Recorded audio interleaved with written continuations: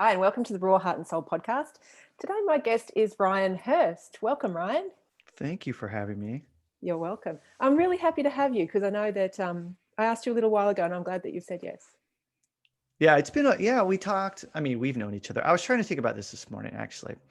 The first time we met was in Thailand, and that was at a MoveNat It was a seminar. like Is that the way to say it was a it week was long? before they had Or, certified programming in their yeah, program, so it was like yeah. It very was early MoveNat. great. It Yeah, was it was awesome. wonderful. And we hung out for, I don't even remember how long. Was it? It It was was like 5 days. it was 5 days. It Oh my was goodness. five See, I don't days. even Yeah, remember. I yeah. was like, yeah, because I stayed a little longer to hang out with Vic, but I can't remember how long ago that was. So it wasn't 10, it was like 8 years ago. Is that right? I think it was 2009. It was right before we opened Live Strong Primal Fitness. Oh my goodness. That's right. Yeah. My So we came goodness. home, literally got off the airplane and went literally on the way home, looked at property. Like, because That we is decided by that hilarious. stage, Andrew and I decided that was That the was it. catalyst that pushed us over the edge. Yeah.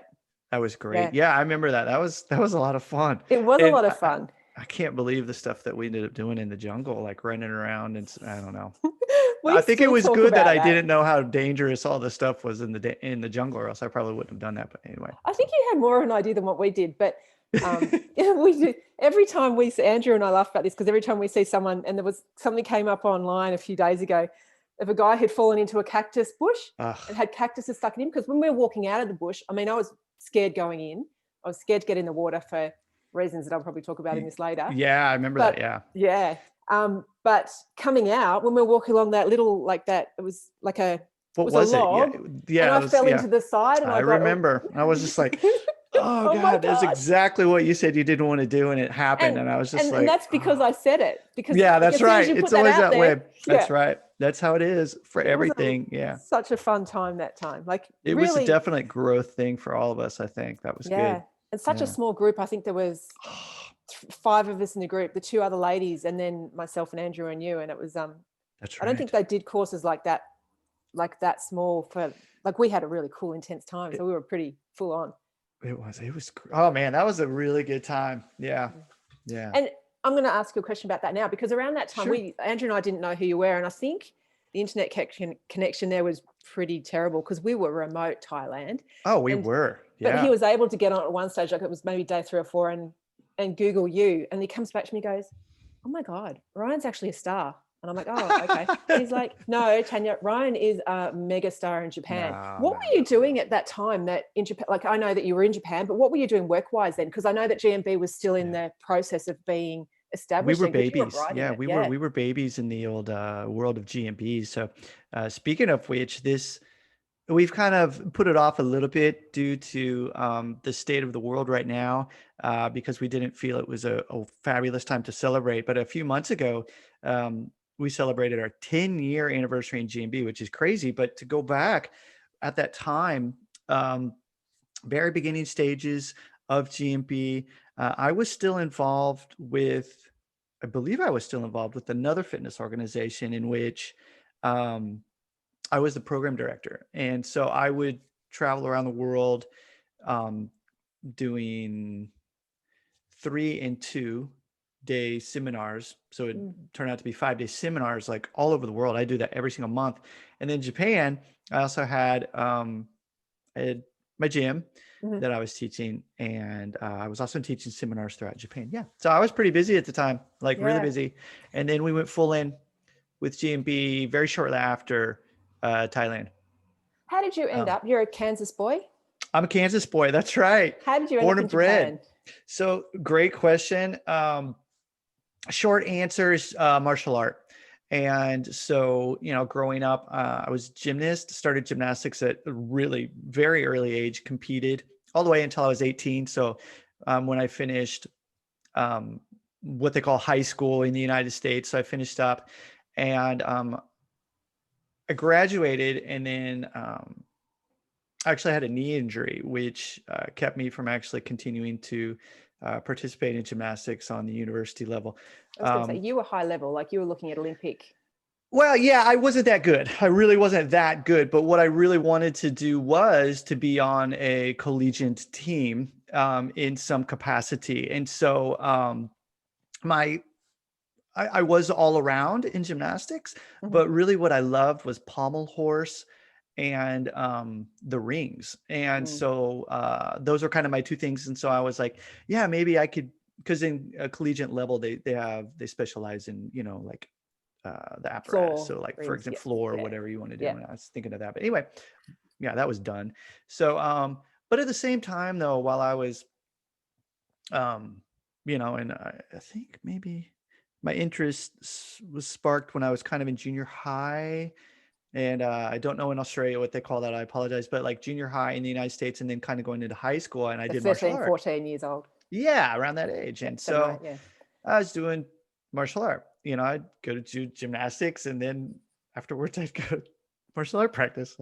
Didn't study very much, but yeah, I'd come home and I'd do all my homework and then go to bed. So, but yeah, and so I was doing that, and that actually helped me a lot after the whole injury thing. And so my first year, I went to uni in the United States. I went to a Kansas State University. It was Mhm.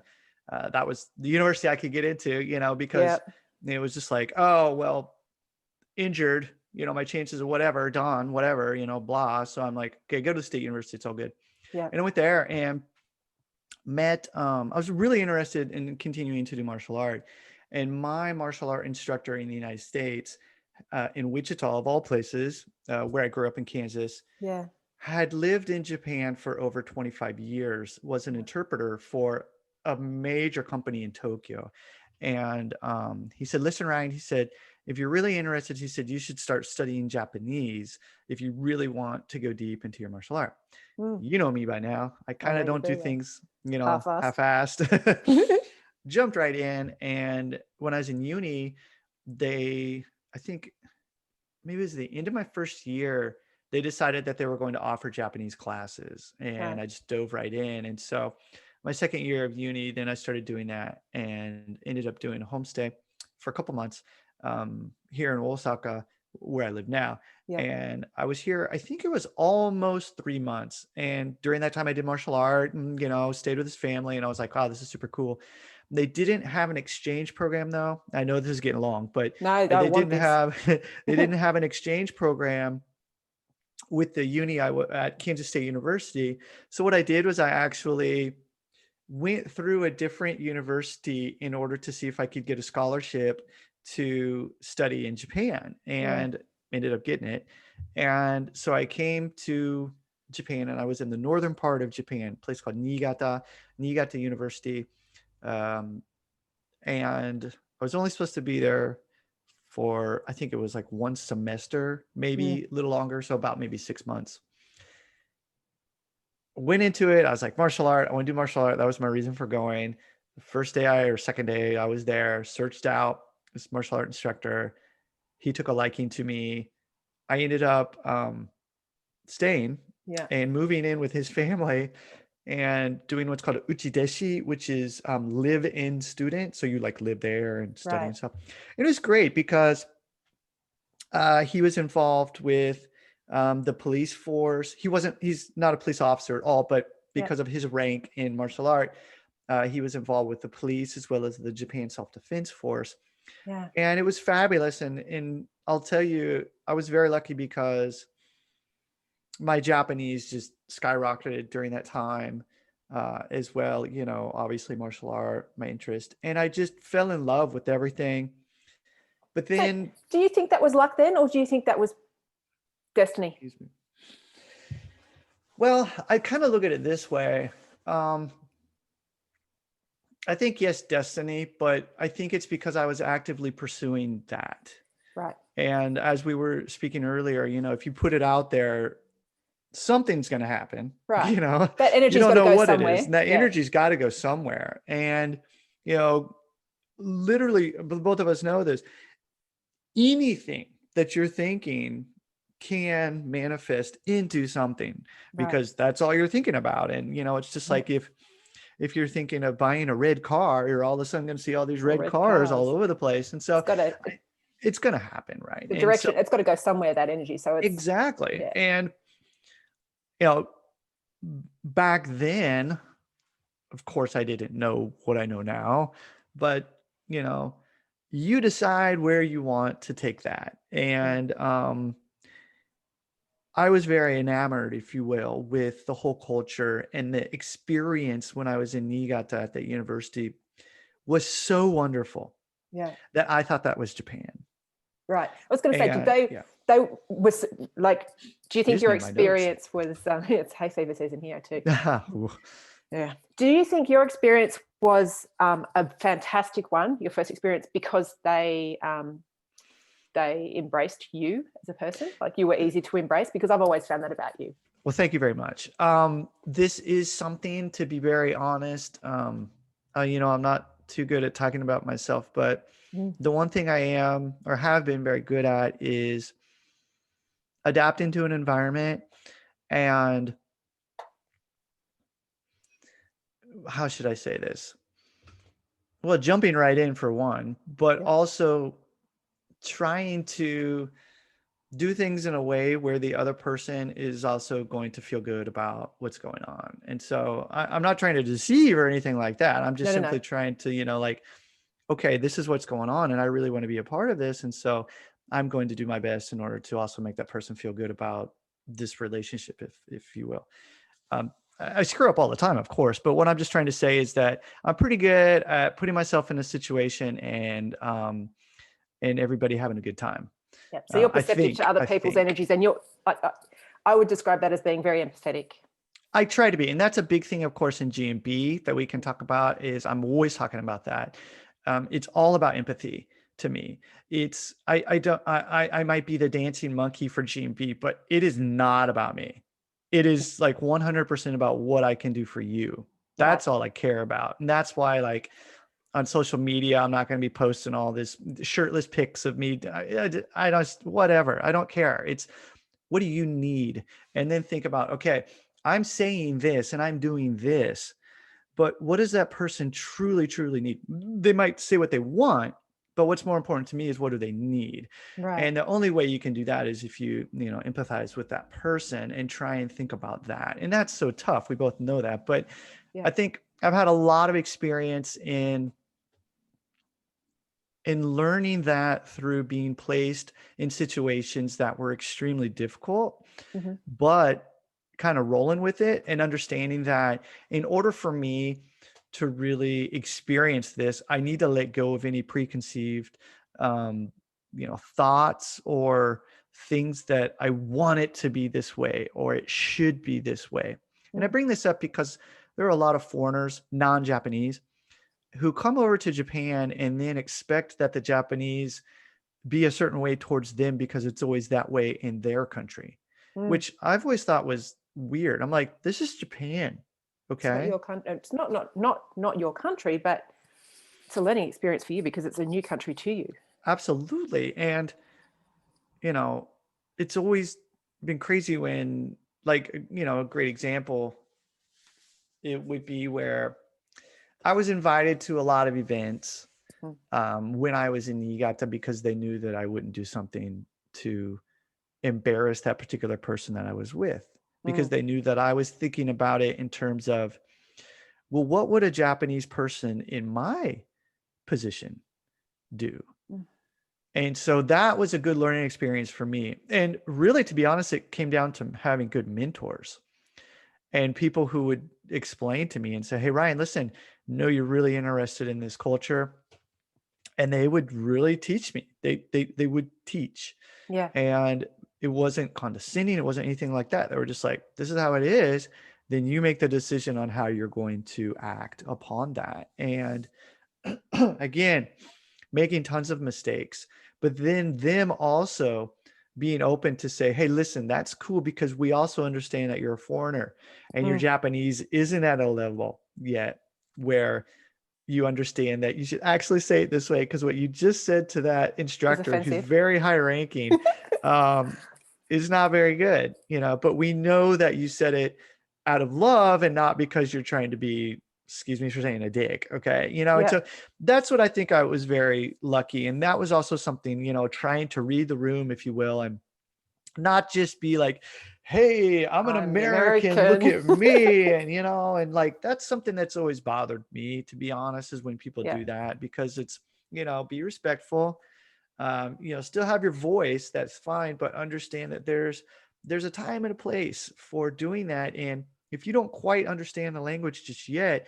there's going to be a communication breakdown somewhere.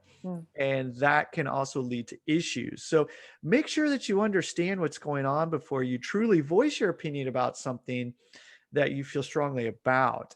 And so that's again where I've seen people where someone said something, and even though that person, what they said was actually not offensive at all, it's not at all, but that other person misunderstood because of the language deficiency and the nuance and things, and therefore they were just like, oh my god, they're talking about me, when they weren't even talking about that person at all. You know what I mean? So like, it's tricky. And this also, let's be honest, happens between people who speak the same language. I was going to say, it's not just an American thing, that arrogance, or that it's Australians not even do that. Everybody does that. Everyone does that. Yes.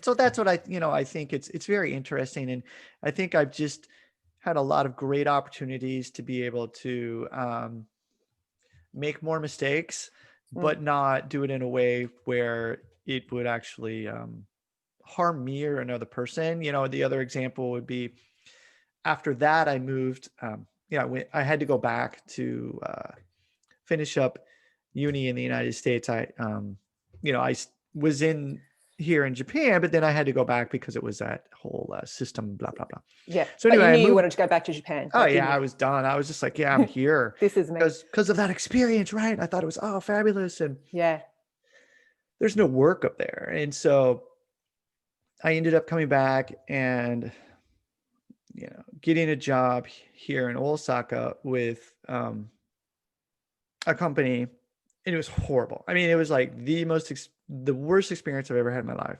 Well, up there. Yes. And night and day. And so that was actually a great balance because of that. But I had to learn a new dialect of Japanese. And not just that, but within that, like different personalities and of people fighting within a company to outdo each other in order to raise themselves to a particular position, of which I had no desire, but I was thrown into that situation.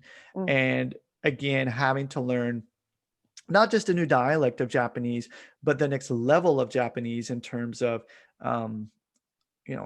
honorific, because of the way of speaking, for example, in a company environment to clients, corporate area. Corporate world is basically what it was. And a very high pace company. And I was there a year, and it was horrible at the time, but looking back, I was just like, great. And that's where, you asked me earlier, that's when I got sick. Right. And I got very, very sick, and I realized I can't do this. And so my contract was up in a year. And then I actually moved up into the mountains of Nara, which is not too far from here. And during that time, I did traditional Japanese medicine. That's when I got into yoga, actually. And for 6 months, that's all I did. And the cool thing was I was making so much money in that company, and I wasn't spending any of it because I was literally working 6.5 days a week. So there's no time to spend it. None, zero.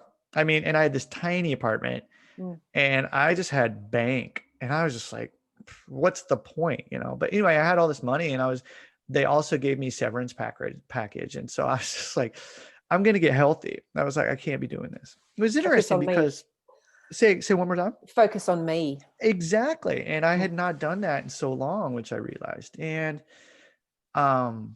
it was pretty interesting because I was able to take a step back and say, oh my goodness, I have not been exercising or doing martial arts for the past year because I was working. No time.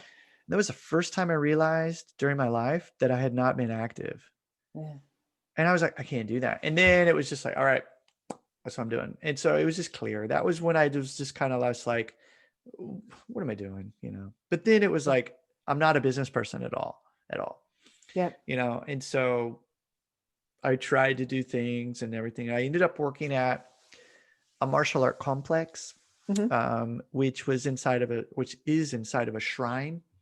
And I was very lucky, again, just to get that job. This isn't like something that most people, Doesn't happen foreigners, to the average do. person. No. No. And that But again was I'm me guessing, putting that out there. And so it was me wanting to get back into, okay, in order for me to be able to move forward in my life, get healthy and everything, I need to start honing my skills again.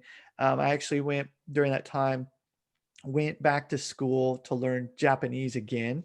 Um, and during that in time Japan, though. in Japan, I was still in Osaka, Yeah. and I found this school that I was like, wow, that's pretty cool. And the director of the school took a liking to me. And one day I go in and he's like, Ryan, he's like, I'm really sorry to ask you this, but our English teacher didn't show up today. He's like, can you sit in for the English class? I'm like, I'm not an English teacher. You do not want this guy from Kansas teaching English. Your students' English. That's the You don't last know thing what you they're want gonna right get. now. It's like, okay, y'all, here we go, And I had been speaking Japanese only. And this was going on, 3 years maybe? And So so I would what is forget proper things English? like, oh, I couldn't even. I was just like, I believe you guys, you say aluminium. Is that correct? I couldn't even Aluminium. remember. I was like, How do how I do you say that? say that? I could Aluminum? in Japanese, no problem. But I was just like, little things like that. It's pretty funny. And that was actually an issue when we first started GMB because you couldn't speak English, right? oh man, it was horrible. And those first videos I was putting out on YouTube, and Andy and Jarlo were just like, dude, your English sucks. And so that was another time in my life where I actually went back, and I wouldn't say I studied, but what I did was I would look at, okay, I'm saying this particular phrase this way, I should say it maybe this way. And then there are particular words that I say all the time, or something, and then pulled those out and then order, to make it as it is today, I would say. And it's interesting because if you look at me now, it's what you see is what you get. I've never been a fake, if you will. I mean, it's always been that way. I'm just like, I'm me, no apologies. I'm not trying to be somebody I'm not. But there are times though where I have gone through those phases, of course, maybe I should do it this way in order to. But yeah, moving back. And so that's what it was. And so I ended up working at that martial art complex for 8 years. Wow. Fabulous. Again, I had coming back to the director, this is how that happened. Was I ended up sitting in the English class and as the instructor, and then the director's good friend was the person who was in charge of that martial arts complex, and they were needing a person to do translation, interpretation, and they also had a culture class, which is basically like an open English class. And I ended up going there and working there. And so I had the opportunity to translate, and there were all these fabulous martial artists, instructors. And I would sit in on all the classes and, help with do the translation and then interpret for them. And I did that. And that was really where I was able to get back into my martial art. I got really deep into judo again. Really deep. Competed, I was with the police, one of the police academy sort of places that they have here, that I was on their team, their non-police judo team. And it was really fun. And that was a fun time. And, that's also where my mentor at the martial art complex, the director, who actually ended up becoming kind of like my grandfather. He's 75 years old when he was working there. And he was like, you need to do your own thing, man. And I was like, okay. All these jobs that you've had have been kind of, would you say they were leading you down a everything path? Everything that you've done is everything you did was a learning experience to gain, to give you something that you needed for the future, right? Absolutely. And the interesting thing is, I've spent so much time reflecting on this, and it all goes back to, of course, how we're brought up as children. Our parents are very influential. My parents are amazing because they said, you don't need to, but you find what you want to do and you need to focus on doing it well, but it's you. And we're not going to tell you you have to do this, or you You have have to to be be a this doctor. You have way. to be a lawyer. You have to be an You accountant. have to be a Christian or something Yeah. because, you know, from the Bible Belt in the Right. United Right in the States. middle. Yeah. And so, you know, I had all these opportunities to do that. But one of the major influences in my life was my gymnastics coach, Mark Folger. And I've talked about him numerous times everywhere else. And I was extremely lucky to find, he found me. He was my PE teacher when I was in elementary school. Oh gosh. And he kind of scouted me when I was really young. And he said, "Hey, man, you ever done gymnastics?" I was like, "Nope." And, you know, he was like, "I think you'd like it." And that's kind of where it started. And, you know, he brought me up, and Mark basically is why I wanted to be a coach. Yeah. And then I was very lucky to have Mark, and then my martial art instructor in Wichita, who was like, okay, to go deeper this and see that it's possible for a white dude from Kansas to go to Japan and do it. And then, you know, I had my martial art instructor, Niigata, who actually I still contact, and I call him every Sunday night because Wow. still like a father to me. And so like these people who have been father figures to me as I move through. And so I can track all of that. And what do they all have in common? They're good people. It's not that they don't make mistakes, but they're good people. And they had empathy for the people with them. You know. And that's been a common trait that's been through all of them. Yeah, absolutely. And again, you know, it's really difficult for me to talk about this because again, like business, like I made a lot of mistakes, you know, in people who have worked for me because, you know, I haven't been a good boss or, you know, a good, Same, yeah. you know, I things like don't manage that. people well yet. Manage people is really tough. Oh. I have such a difficult time for me, and I actually don't manage anyone anymore Yeah, at all. same. It's It's not, just I me. I don't can do it. manage me. Yeah, that's it. Yeah. And so, you know, looking back at that, that's why I've been very lucky to, you know, be a part of GMB where it's not me. Well, let me rephrase that. It's not just Solely me. you. Yeah. Right. And so when we started GMB, Jarlo and I, uh, you know, just started in a car ride on the way home, like, hey man, let's try that, you know, So and did you we know, how realized, did you meet Jallo? Like, where did that yeah, come it in? was through the fitness organization that I was involved with before GMB. And Yeah. so, um, it was funny because the first time we met was, of course, online. And then I fly over there to go to a seminar, and we'd never met each other before. And it was like kind of this weird kind of thing, but, you know, became very close. And then I was working at that martial art complex. And then my boss at the time, the director, was like, you got to do your own thing, man. And you're ready for it. And so I ended up opening up my first studio. This is Right. ages ago. Right. And Andy also knew me. We knew each other from that fitness organization before. Yeah. And he actually ended up coming into the studio, and I was training him. And it was at that time, you know, he knew of Jarlo. They didn't know each other at all. But yeah, the three of us met through that organization. And it was just funny because, again, Jarlo and I are like, don't know how to do the business side of it. And we're just kind of like, I was like, hey, Jarlo, got this guy and I think he can help us. And Jarlo was like, oh, okay, cool. And so we ended up like, that's how it started. So it's not like There was a big plan and there was a big, no, there's like, nothing. GMB was not playing there to was never win a at all. plan.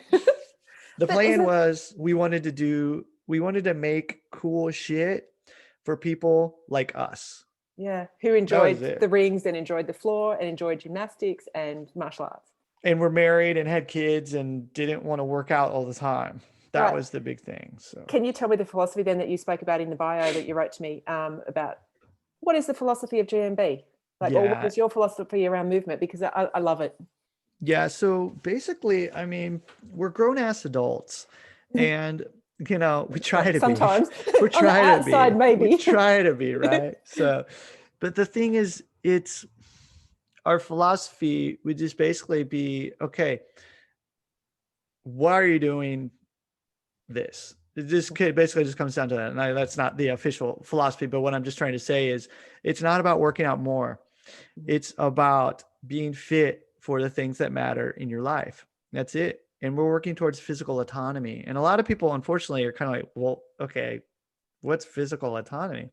Well, it simply means being able to move your body and do it in a way that's good for you and keep you from injuring yourself for the things that are necessary and that you want to be doing in your life. Mm-hmm. Now, that does not mean that you need to necessarily have six-pack abs. It doesn't mean that you need to have full front splits. It doesn't mean that you need to be able to do a back flip. It doesn't mean that you need to be able to do X, X, X. What it means is that you need to take a step back and say, what matters to me? What are my values in my life? Not me, but you personally. What are your values? And what is just the bare minimum that you need to be able to do and have in your body that's going to allow you to continue to do the things you want to do? And so this is really kind of where this started off in the very beginning, was with my shoulder injury that I had in judo, where I had my shoulder completely torn. And get technical. What was torn? Slap tear. I had slap tear, tore everything in it. Luckily did not break anything in the shoulder. So it's just soft tissue. Soft tissue. Which when I say just right. So I had a really fun surgery. I had a couple of screws put in, and obviously ended my judo career, if you will. It's not like I really had a judo career, but I mean, I no longer competed, but I was competing a lot, and I stopped judo and I stopped going to the police, training with them, and it really changed everything. And it was great because it forced me to reevaluate what was truly not just important in my life, but kind of that was that next stage of my life. I was married. Did you have the children then? Well, it was, yes, kind of, sort of. I actually had my surgery.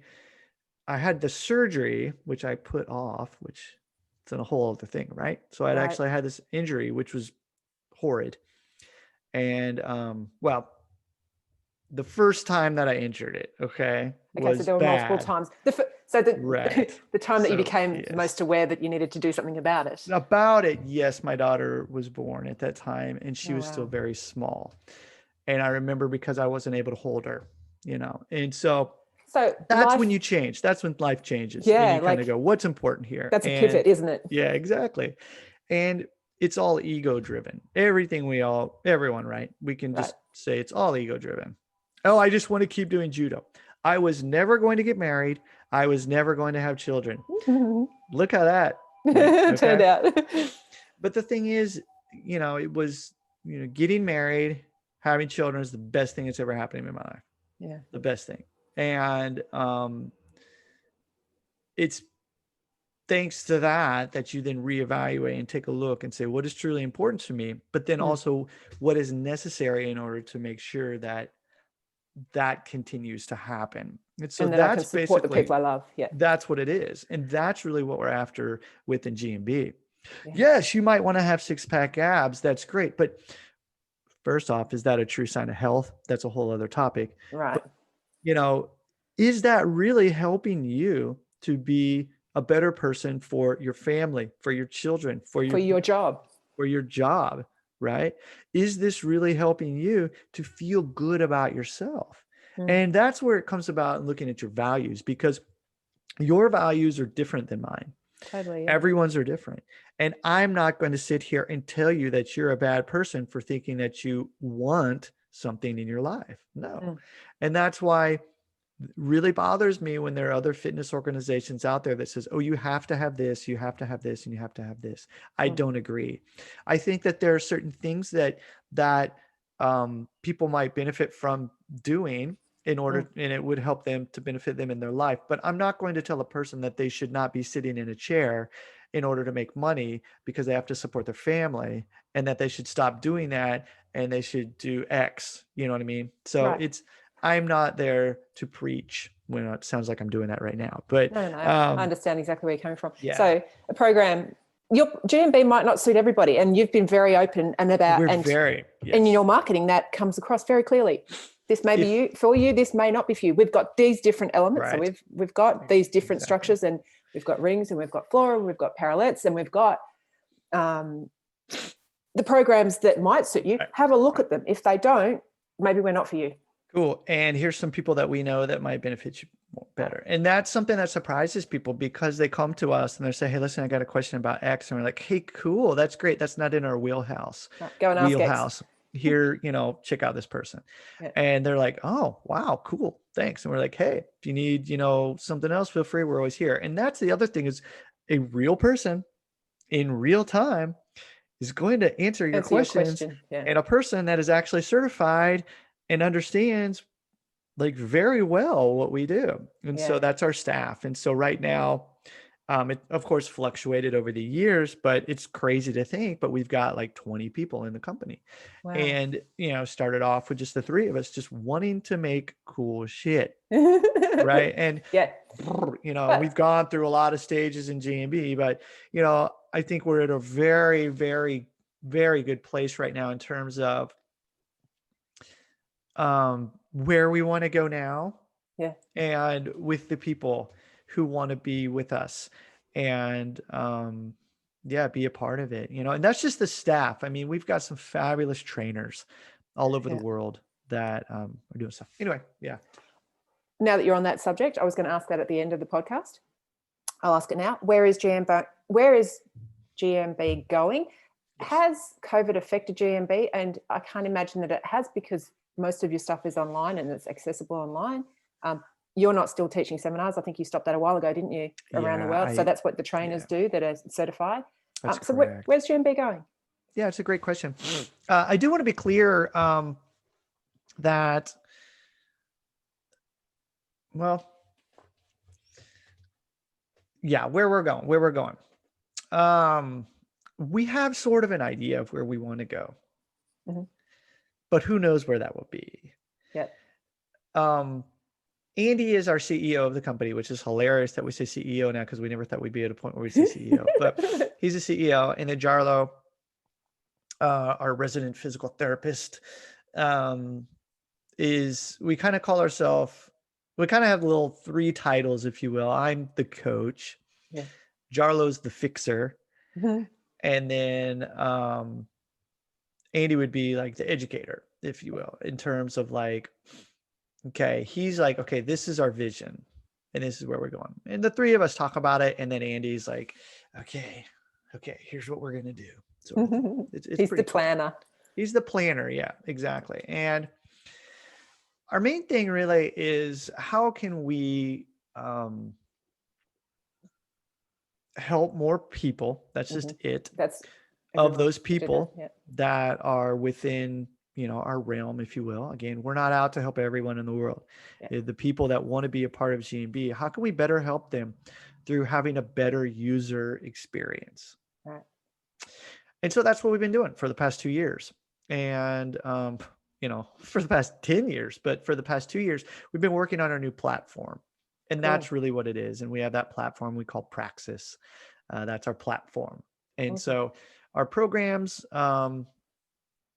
just as of a couple of weeks ago, we have our main curriculum now all on Praxis. And so interestingly enough, you won't find any programs anymore that have rings, that have parallettes. But the thing is because, not to say that we won't be having those things, maybe eventually, wink, wink, nudge, nudge. But the thing is we're looking at it more of, we have evolved. We continuously need to evolve. And in the beginning, yes, you saw rings and parallettes and floor, and it's great. But it's more about the method now. And so we do have a very set method that Jarlo and Andy and I, over the years, through our experience in martial art, through my experience in gymnastics, Andy's experience in being an educator, being a teacher for so many years, Jarlo's experience in treating and placing hands on thousands and thousands of people as a physical therapist, is we have this method.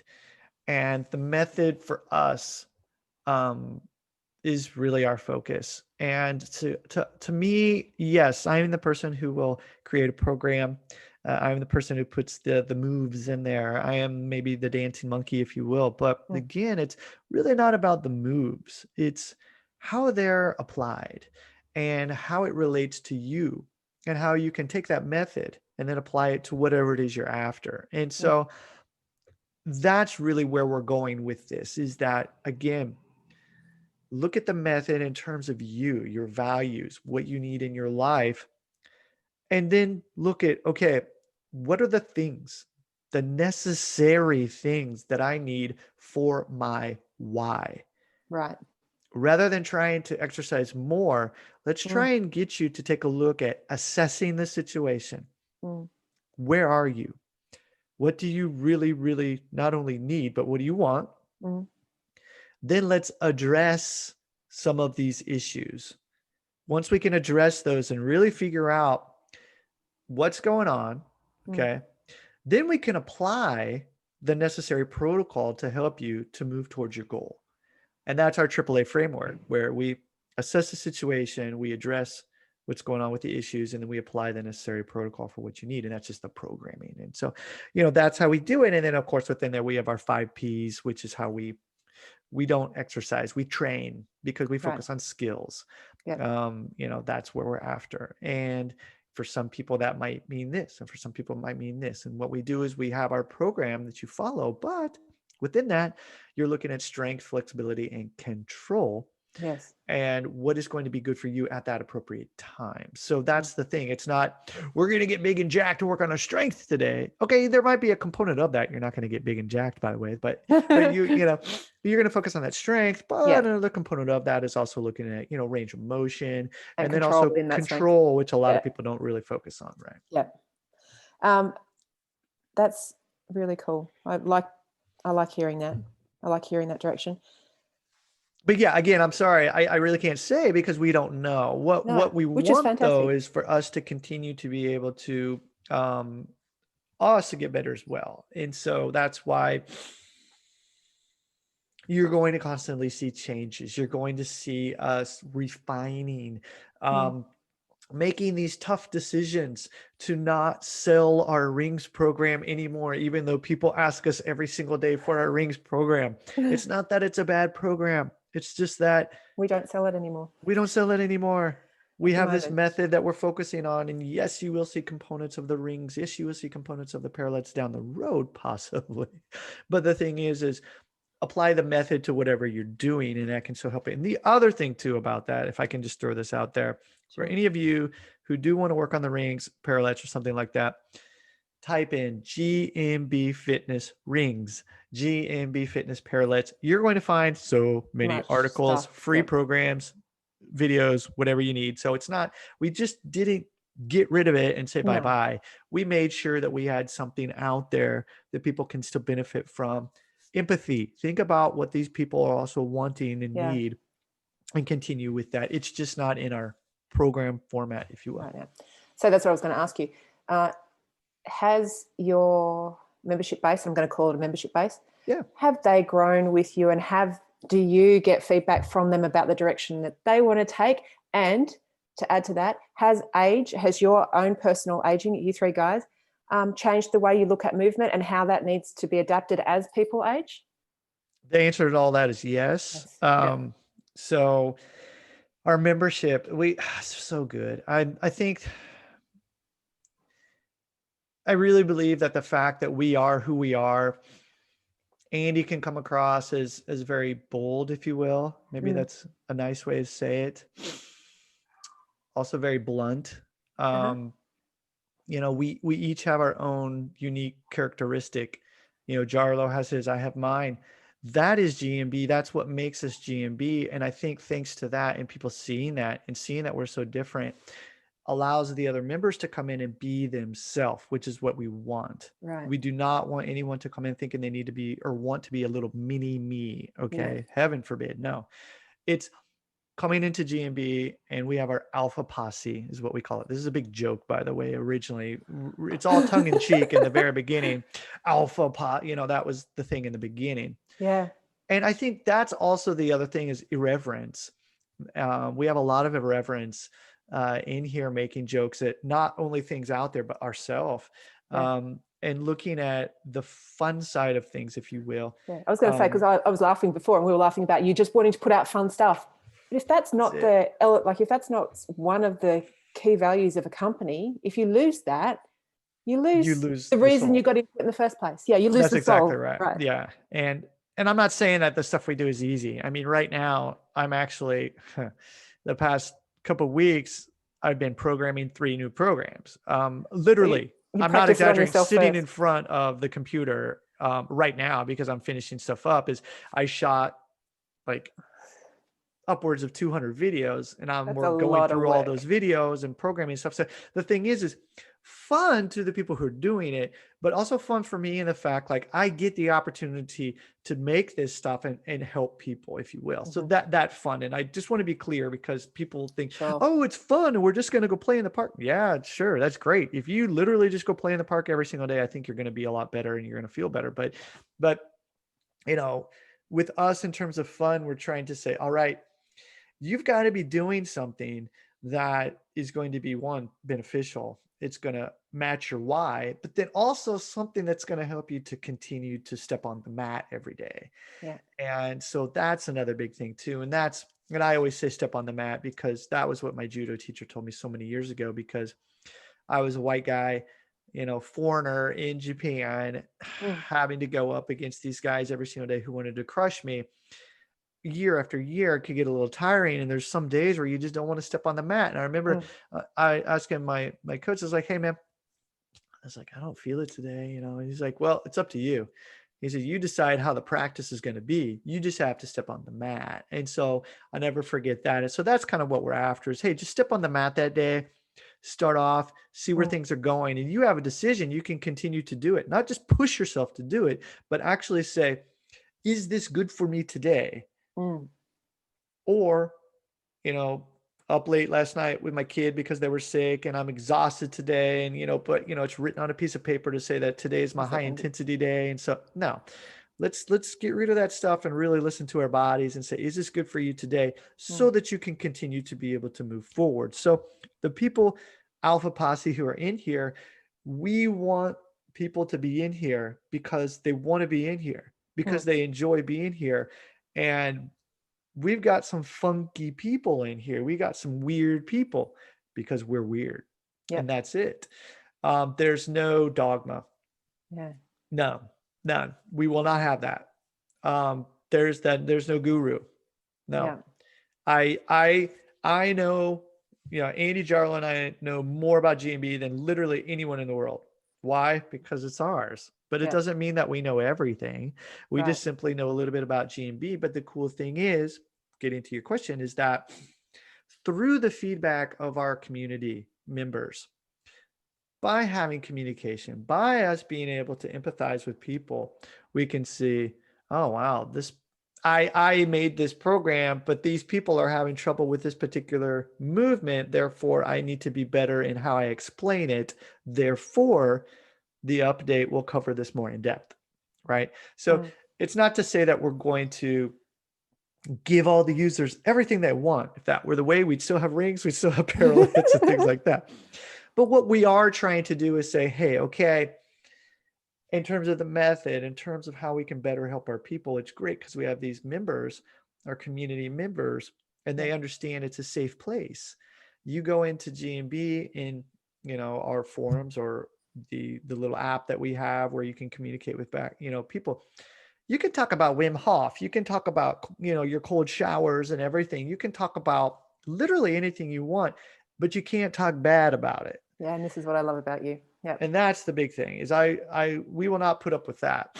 If you talk bad about a person or if you talk bad about yourself, we're going to try and redirect that and say, hey, listen, let's not do that. Okay. But it should be a place where we can share and be open with each other. We like to keep the conversation mainly revolved around GMB, of course, but we do have a little section, on there for other stuff. But what I'm getting at is that gives us feedback and we want people to just feel good about it and not come in thinking, oh my God, I didn't do my workout today, so I probably shouldn't go on there. Why not? We're people.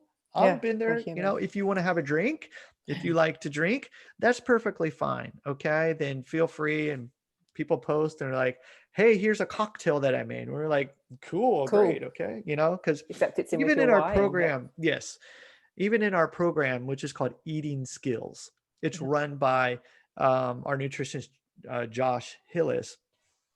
Yes. Eating skills. It's not Such a a great concept. diet. It's not It's a not a diet. Diets make you diet. die. It's Yeah, what is wow. good for you. Where are you after? I mean, And where do we personally, need to yeah, upskill you in that area? Like, how can we help that's you? it. That's Yeah. it. And that's the thing is, I enjoy a drink every once in a while. That's great. Okay. I love tequila. And as soon as I say that, people are like, oh my God, that is, oh, wow. Because they have this preconceived notion of what they see that as, instead of Yeah. saying, oh, I'm going to have a little bit of tequila and sip it over the course of an hour or something like that. And it's not that I'm doing shots all day long, so this is what I'm But even if after you were, is that's your choice. And that might be part of your that's why. what I was just going to say is that. And so it comes back to your why. And Yeah. so, and that's why as we get older, coming into your next question that you asked is, I find myself being actually more open and trying to move away from me getting upset about what other people are doing. Yeah. And I'm not talking about community members. No. I'm talking about everything else out there. Yeah. I'm talking about letting other things affect me that affect what I do in my life, rather than saying, oh, that's where that person is in their life as a fitness guru. Mm. And therefore, Letting it affect you. I'm not going to let it bother me. Yeah. Right.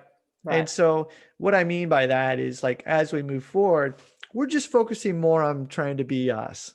Mm-hmm. There's a lot of stuff out there, and there's, maybe other places that might poo-poo on us. And you know what? Cool. More That's not what PR you're for about. us, I mean, whatever. But the thing is we don't really see that, to be honest. I mean, No. we're very lucky but again, it's planned, but not planned, because we're just trying to be cool. Yeah. And that's our big thing is, just be cool. And if you can just be cool, whatever that means to you, then that's right. Everyone's got their own, cool. own kind of coolness. And I think I spent a lot of my teenage years trying to be one of the cool ones. And now I look back and, like, with hindsight, you can look back and go, well, I wasted my time. And I don't know that I would go back and tell myself that anyway. You know how people give you that question of what would you go back and tell yourself as a 16-year-old child? I probably wouldn't tell myself anything, because I needed to learn that experience, and I wouldn't have gotten to where I am now if I changed anything about who I was then. And I quite like who I am right now. Right. And that's the thing. I completely agree with you, because why would you change that? Yeah. What? Because that would mess up everything else that was good in your life. Right. I think you're your own kind of cool eventually the whole way along anyway. That's so right. Yeah, I agree. And this was another thing too, finding your voice, I mentioned, in the beginning, doing videos, recording, and, oh my God, my English Be is critical of so yourself. bad. Yeah. And, oh, my hair looks this way, and, oh, I don't look a certain way. And, oh man, I don't want to put that out there because people might say this about me. And yeah. And, that's why now the comments, the big, what is it? They say, never read YouTube comments. Yeah. But the thing is they crack me up, because it's like, oh, check it out. It's Nicolas Cage doing exercise or something. And we've actually done things where Andy, he would have, this is way back when, where he would actually on the website, because so many people mentioned like Nicolas Cage, that we actually put that into the SEO of, Nicolas Cage exercise and like jokes like that. And so, we're able to, take a piss. I was going to say, take the piss off of yourselves is the correct terminology for that. And Andy will come in sometimes and he will make a comment like directed at me, whereas other places are just like, what? Oh, and are you guys fighting with each other? Yeah. Right. Whereas we're just like, it's hilarious. So, but we're at that point is what I'm saying, is where it's like, it's now it's funny. Whereas in the very beginning, you can be self-conscious and worried. And at that stage where nowadays it's not that, well, it's not that I don't care about people. It's that I don't care. I only care about the stuff that I care about, that I know is going to, right. And so, if a person, as I get older, there was a comment recently on YouTube is, oh, Ryan needs to work on his judo, and I could just be like, dude, what are you talking about, man? I'm like this level in judo. Or I could just be like, Actually that's really true because I haven't done judo in quite a while, Yeah, or I yeah. could just be like, yeah, that's cool. But the other thing I can do too is just look at that comment. I can just go, okay, this guy saw what, maybe I don't even know how long, 5-10 seconds Seconds. Yeah. of a particular move that was put out on the socials, and judge your entire judo on that. And they And didn't see the rest of the therefore, video or the context of yeah, that, or they, and yeah. that's just the thing. And so And that's why that's social things, they media. don't bother me, and they Yeah. just really don't, because I'm just like, okay, whatever, dude, Yeah, and maybe so you're it's right. fun. No, and that's just the thing, is I'm at that point in my life right now where I'm just like, I know I need to Yeah. work on my judo. I know that I need to work on my handstands, my planches, and I know I need to work on everything in my life, because I know that it's a never ending process. Yeah. And the thing Life is is learning. that's it. But here's the other thing I want to say. As I get older, you really, and I'm sure you're the same way, hone in on what truly is important to you and realize that you can let go of some of the other stuff. Yeah. And not do the stuff because they don't matter to you anymore. Yeah. Handstands are a great example right now. I was the handstand guy. You were. I do handstand. I'll do a handstand maybe once or twice a month now. And you know Mm. what? It's good enough for me You've still because got it. that's where I Yeah. am in my life. And so I'm really just going to focus on the stuff that's important to me, because that is what GMB is about. And we're at a stage right now where it's not about me. It really has never been, but I have been the dancing monkey, and people wanted to see certain things. And so I needed to actually prove, if you will, that I was capable of certain things. But the thing is again, it's never really been about that. It's okay, how can What I do you help you need? to be able to do things? And so unfortunately, people too can see me and say, oh, well, Ryan can do that. I'll never be able to do that. No, my answer to that is no. But the other thing too is I've been doing this stuff since I was 5 years old. So if you try to compare yourself to someone, you're missing out on the opportunity Of for being you. yourself. Yeah. Right. And that's really what we're trying to do in GMB, is again bring it back to what's good for you. So that's why in the I'm just babbling, but I love in it. the in Elements, which is one of our programs, we have Elements, and we have Mobility, which, surprise, is our mobility program. And then we have Mobius, and then Integral Strength, which is our strength programs. In these programs, I actually don't demonstrate any of the movements. I am there standing next to the person and explaining it while they're doing it. Yeah. And this was where we've shifted and changed. Yeah. Wow. And it's fabulous. Yeah. Because it allows me to be fully present with that person and you as a viewer, rather than me just trying to demo something and show and trying to make it perfect. Yeah. Like You can I actually want to do. coach. That's what it's about. Yeah. And that's why I really like this. Now, the programs that I'm working on right now, actually, I'm having to do all of that. COVID, can't go anywhere. Yeah. Can't have anybody with me. So I'm doing all those myself. But it's fabulous because I've actually changed, I wouldn't say changed, but refined the way that I coach to simply show that as an example of maybe what you could be working towards. Yeah. Not saying. And then I'm able to make adjustments and speak to you as a person wherever you're coming from with that. So it's been a lot of fun the past couple of weeks shooting that stuff. And hard work, but worth it. Yeah. I'm going to ask Wow, you a I've just talked a lot. Sorry, go ahead. Yes. That's okay. I'm going to ask you a personal question. Where or when do you feel the most vulnerable? And where do you think the most, and do you think your growth has come from those places the most? Wow, that's a fabulous question. I reflect a lot on this every day. Pretty much I come to the gym every single day. My gym is my office, right? Okay. And Yeah. it's just me. No one is here. And I always sit down and the first 15 minutes is my time to reflect. And I study Stoicism. I really like the Stoic. That was one of my questions. What are you reading? Yeah. What are you studying right now? Yeah. That's just come into my realm in the last couple of months. Oh, really? Okay. Yeah, Marcus Aurelius. Yeah. So this book called The Daily Stoic is a great book. And so, like, for example, you'll see, like, I'll go through one passage a day. Yeah, wow. And then I'll like underline certain parts of it, and then I reflect on that. Okay. So looking at being vulnerable, I think the the most vulnerable, it changes on a daily basis. Mm. And the reason I say that is because I think there's different places in life where if you can look at being vulnerable and really see what's going on during that, and then reflect on what is the real reason that that's happening, why you're feeling that way, I think there can be a lot of growth there. Mm. For example, when I'm meeting with Andy and Jarlo and Amber, the four of us, we meet, obviously, because like we're the people in charge of the company. Yeah. There are places where I feel very vulnerable because I don't have the knowledge, if you will, that they have as well. I don't get involved in all the conversations within the company as well. Now that's important. Andy, there's some things he doesn't get involved with. Jarlo doesn't get involved because they're trying to focus on what they need to focus on right now in order to make the company move forward. So I can feel a little vulnerable in terms of, oh, I'm not maybe involved with something, or I maybe don't know something. Or should I know more about that? Or right, exactly. And feel kind of like, ugh.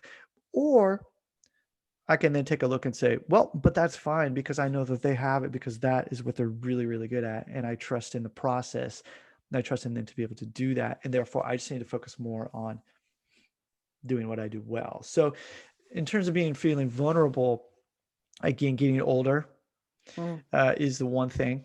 And especially recently, I feel that it's not that I feel that I'm getting old. I think it's actually coming back to, there's a whole lot of stuff that I'm kind of unpacking right here, but like, do I feel that I'm still a good representative of this? Yeah. And when I put something out there, is it good enough? And this is this is a lot different from where I used to be, is not good enough in terms of how people will view me, but good enough for the people that are looking that it's going to be able to help them. Right. So that's how things have shifted. That's right. That's how it shifted for me. Yeah.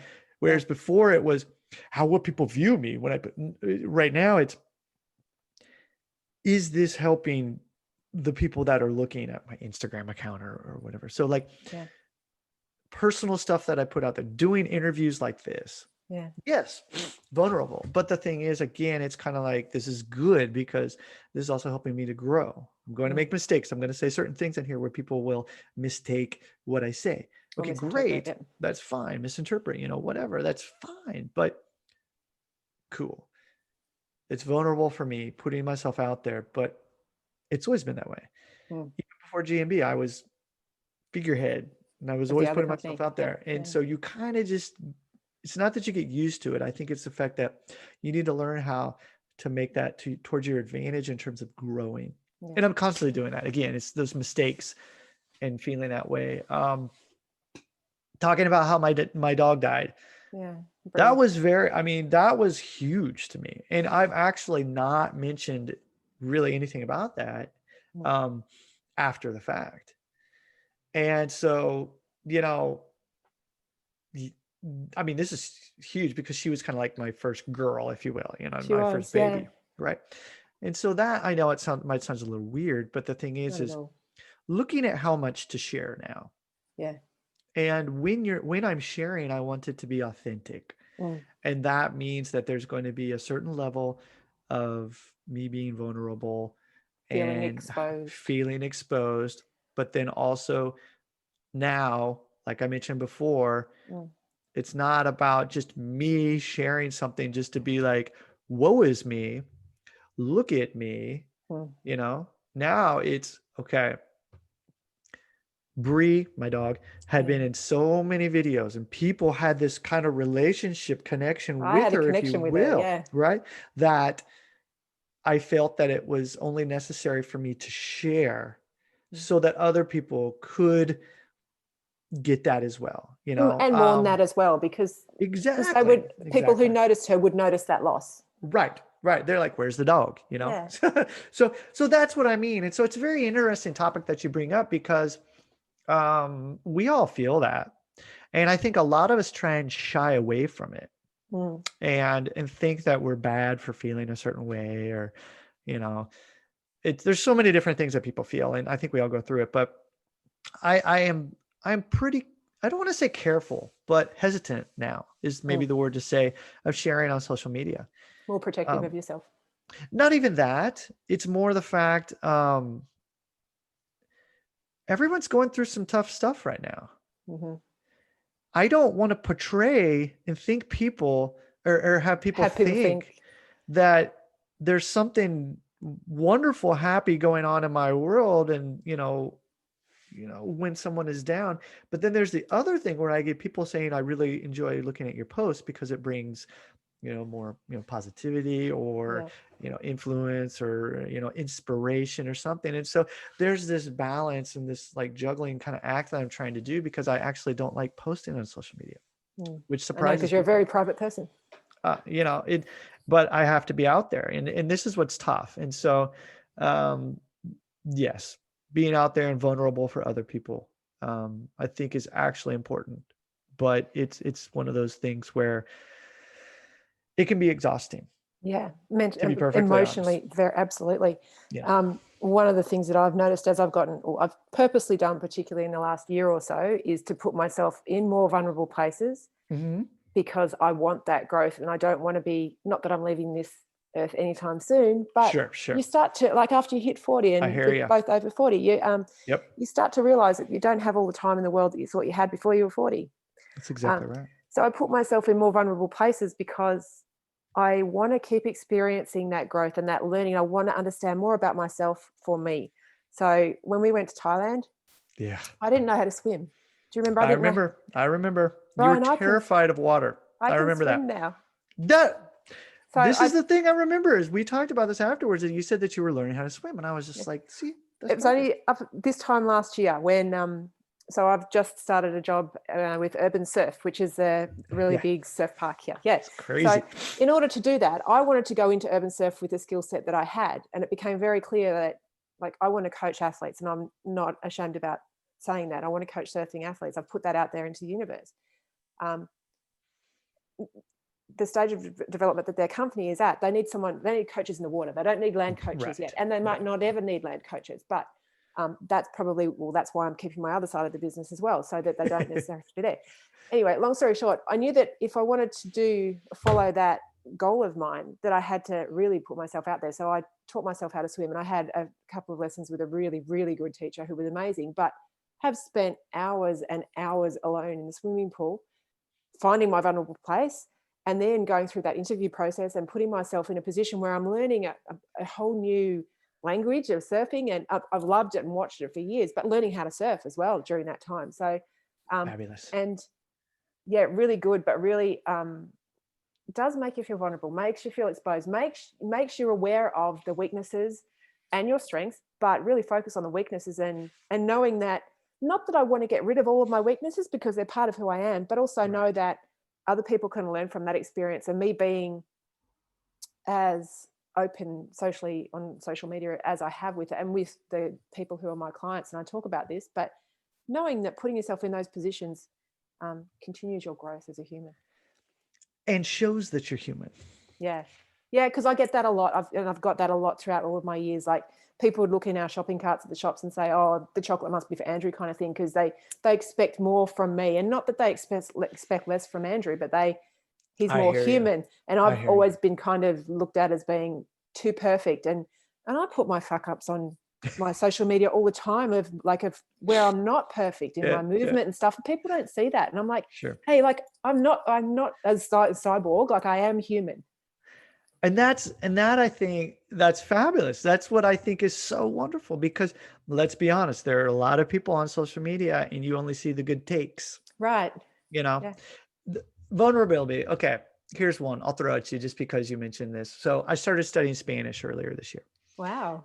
And yeah, right. Yeah. And Different from so Japanese, different from, like, your second language now of exactly. English. Right. Right. And I haven't been nervous like that in a very long time. Mm. And what I mean is when I spin Japanese, okay? Like English. Not quite the same. Okay, my Japanese level, of course, is a little bit lower than my English, but I mean, speak multiple Depends on who dialects you of speak to, Ryan, Japanese, but and yeah. I'm here. Okay, Yeah. whatever, right? I feel good. I feel confident speaking Japanese. Spanish I was like, yeah, I'm going to study it, And so for the first couple months I started, I was just like, nah, I'm just going to do it on my own and blah, blah, blah. And then I was just like, you know what? The only way, just like what you said, is I got to jump in the pool. Yeah. I got to actually do it. And so I signed up for, instructor to meet like this and do it.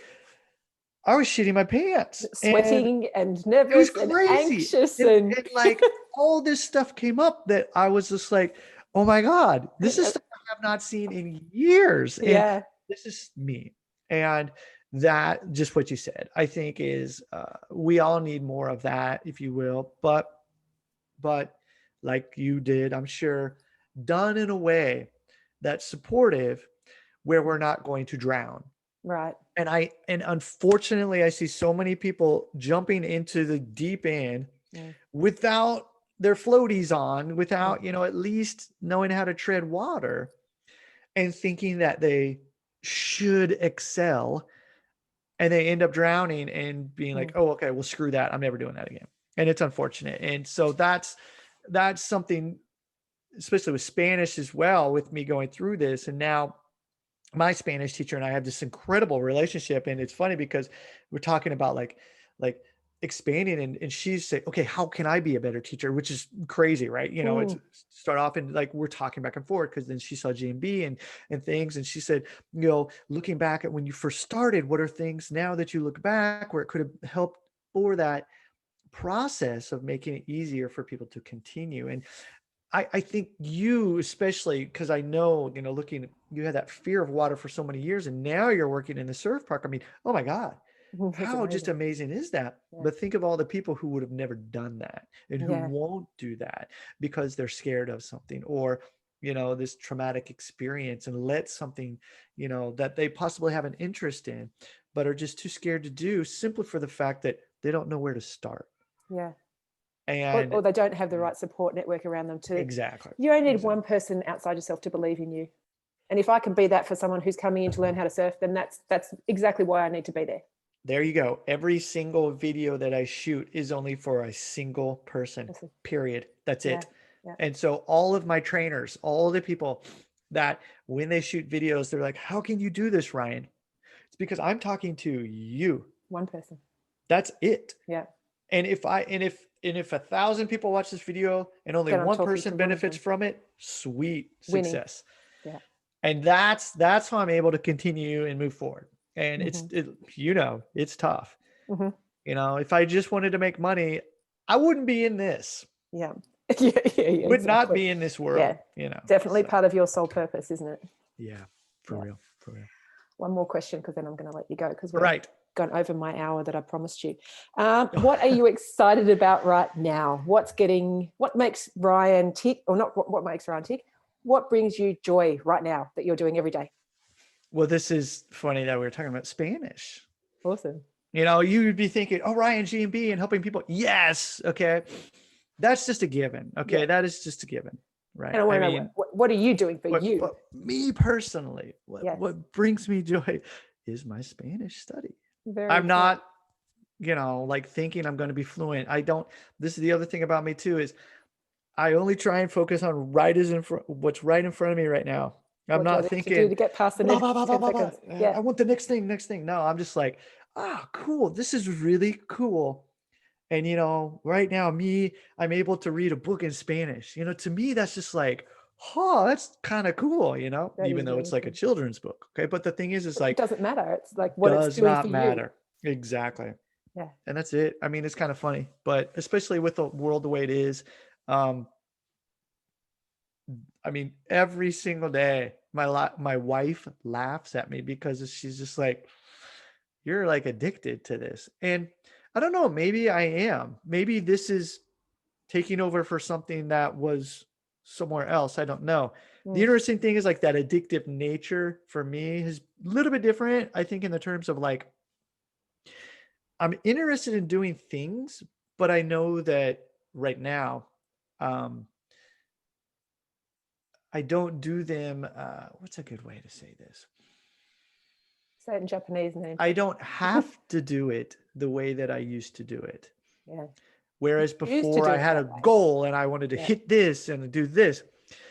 Like choose my to do it this Spanish way. Then. studies, this is one of the very first times where literally I don't have a goal. And for Yeah. some people are like, oh my God. I'm like, no, I just wake up and I'm just kind of like, hey, I feel like doing this. And my teacher's just like, hey, that's why she's just like, I've never really had a student like you who's just like, doesn't care how long it takes. They just Yeah. want to enjoy it. And I'm just like, that's me right now. And so I No think wonder that's she why I said she's really learning enjoy from you. Yeah. And so that's what it. So I wake up every day and I'm just kind of like, okay, Spanish, and just like enjoying it. So it's Are you going to get a new puppy at some stage? so yeah. I mean, When that hit me you're hard. ready. Yeah. Yeah, and that was just the thing. I did not think I would say that, but last week I was hurting. I was like, man, I can't believe it, but I want another dog. Mm. And we actually, my wife was like, no, we're not getting another dog right now. And I think Her her head. too, she's going through, her thing too. But it was like, there's a rescue dog that I saw. It's like 3 years old, and I'm kind of like, but I don't know. We'll see. But See what happens. We'll see what happens. But thanks very much for being with us today, Ryan. Thank you so much. It's always great talking with you. I love you.